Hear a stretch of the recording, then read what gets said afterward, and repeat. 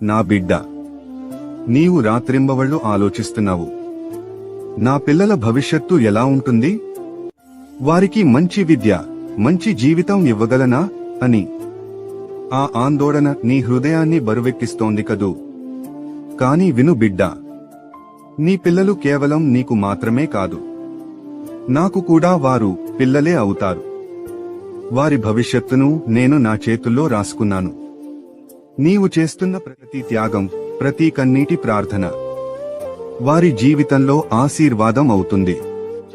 వారి మార్గం సురక్షితంగా ఉండేలా నేను ముందే సిద్ధం చేస్తున్నాను. వారు తడబడినా లేచే బలం నేను ఇస్తాను. వారి భవిష్యత్తు చీకటిలో కాదు, కాంతిలో ప్రకాశిస్తూ ఉంటుంది. కాబట్టి భయపడవద్దు బిడ్డా, నీవు వారిని నాకప్పగించు. నేను వారిని నిన్ను మించి కాపాడుతాను.